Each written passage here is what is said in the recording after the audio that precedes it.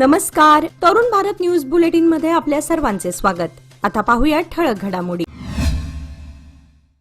केसरेकर दाम्पत्य हत्याकांडाच्या निषेधार्थ सांगलीत भव्य मोर्चा, आरोपीला फाशीची मागणी. सांगलीतील कुपवाडमधल्या केसरेकर दाम्पत्याच्या दुहेरी हत्याकांडाच्या निषेधार्थ काल सांगलीत हिंदुत्ववादी संघटनांच्या वतीनं भव्य मोर्चा काढण्यात आला. शिवतीर्थ इथल्या छत्रपती श्री शिवाजी महाराजांच्या पुतळ्यापासून सुरू झालेला हा मोर्चा महानगरपालिकेसमोरील चौकात पोहोचला.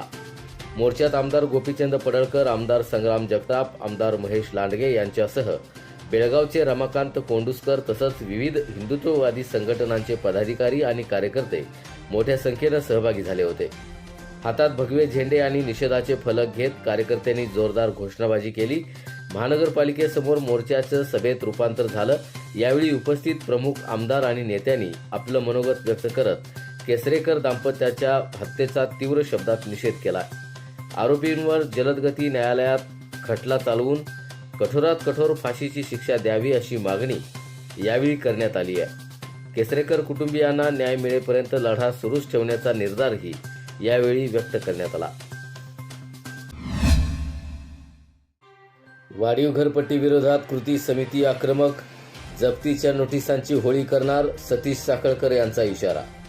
सांगली, मिरज आणि कुपवाड शहर महानगरपालिका क्षेत्रातील वाढीव घरपट्टी विरोधात नागरिक कृती समिती आक्रमक झाली आहे.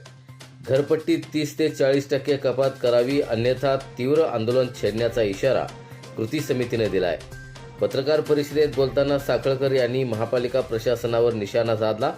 गेल्या 2 महिन्यांपासून मोर्चा, महानगरपालिका बंद आणि बोंबाबोंब आंदोलन करूनही प्रशासन दखल घेत नसल्याचा आरोप त्यांनी केलाय.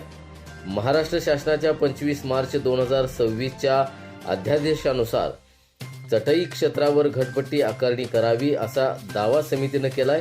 गुंठेवारी आणि अनधिकृत बांधकामांच्या नावाखाली नागरिकांना बजावलेल्या जप्तीच्या नोटिसांची पुढील आठवड्यात महानगरपालिकेसमोर होळी करण्याचा इशाराही देण्यात आलाय. तसंच प्रभागनिहाय जनजागृती मोहीम राबवण्यात येणार आहे. घरपट्टीत कपात होईपर्यंत आंदोलन सुरूच ठेवण्याचा इशारा समितीनं दिलाय.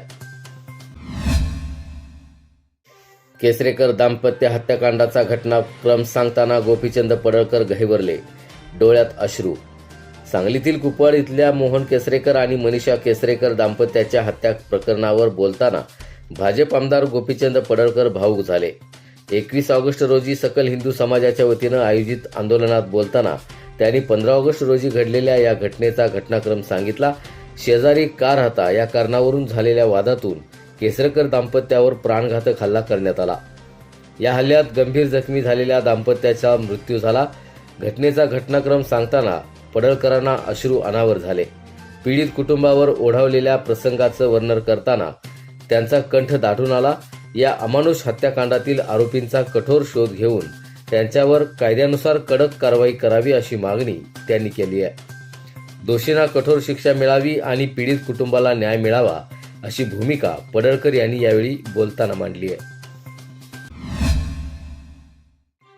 सांगलीत राष्ट्रवादीच्या रोजगार मेळाव्यात 5000 तरुणांची उपस्थिती, 1300 जणांची निवड.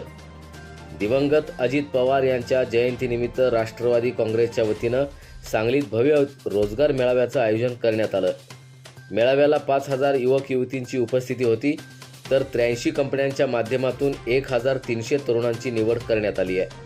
सांगलीतील चंपाबेन कॉलेज इथं हा मेळावा पार पडला. प्राध्यापक पद्माकर जगदाळे यांच्या मार्गदर्शनाखाली आणि स्वयंरोजगार विभागाचे जिल्हाध्यक्ष प्रशांत माने यांच्या पुढाकारातून मेळाव्याचं आयोजन करण्यात आलं. IT, सॉफ्टवेअर, बांधकाम, हॉस्पिटॅलिटी आणि हाऊसकीपिंगसह विविध क्षेत्रातील 83 कंपन्यांनी सहभाग घेतला. 1ली-2री पासून शिक्षण घेतलेल्या उमेदवारांपासून ते BE, BTech आणि MTech पर्यंतच्या उमेदवारांना रोजगाराची संधी देण्यात आली. यावेळी बोलताना प्राध्यापक पद्माकर जगदाळे म्हणाले, प्रत्येक तरुणाच्या हातात काम मिळावं हे अजितदादांचं स्वप्न होतं. याच संकल्पनेतून हा रोजगार मेळावा आयोजित करण्यात आला. आगामी काळात महिलांसाठी विशेष रोजगार आणि स्वयंरोजगार मेळावा घेण्यात येणार असल्याचंही त्यांनी यावेळी स्पष्ट केलंय. शक्तीपीठ महामार्गाविरोधात सांगलीत शेतकऱ्यांचा एल्गार, जमीन मोजणीला तीव्र विरोध. शक्तीपीठ महामार्गाच्या जमीन मोजणीला विरोध करण्यासाठी सांगलीत शक्तीपीठ बाधित शेतकऱ्यांनी जिल्हाधिकारी कार्यालयावर मोर्चा काढला. विश्रामबाग चौकातून जिल्हाधिकारी कार्यालयापर्यंत काढण्यात आलेल्या या मोर्चात मोठ्या संख्येनं शेतकरी सहभागी झाले होते. सरकारनं शक्तीपीठ महामार्गाचा निर्णय रद्द करावा आणि शेतकऱ्यांच्या जमिनीची मोजणी करू नये अशी मागणी आंदोलनकर्त्यांनी केली आहे. यावेळी माजी खासदार राजू शेट्टी यांनी सरकारवर जोरदार टीका केली. गरज नसताना आणि कोणतीही मागणी नसताना केवळ 50 ते 60 हजार कोटींचा ढपला करण्यासाठी शक्तीपीठ महामार्गाचा घाट घातल्याचा आरोप त्यांनी केला. शेतकऱ्यांच्या जमिनीवर वरवंटा फिरवणारा हा महामार्ग कदापिही होऊ देणार नाही असा इशाराही त्यांनी दिला. खासदार विशाल पाटील, आमदार जयंत पाटील आणि आमदार सतेज पाटील यांनीही आंदोलनाला पाठिंबा दिला. जबरदस्तीनं जमीन मोजणी केल्यास तीव्र विरोध केला जाईल असा इशाराही यावेळी देण्यात आलाय. याचबरोबर आजचे बातमीपत्र इथे संपले. अधिक माहिती आणि ताज्या घडामोडींसाठी पाहत रहा तरुण भारत न्यूज चॅनल. तसेच आमच्या चॅनलला लाईक, शेअर आणि सबस्क्राईब करायला विसरू नका. आणि विश्वासार्ह बातम्यांसाठी दररोज वाचा दैनिक तरुण भारत. धन्यवाद.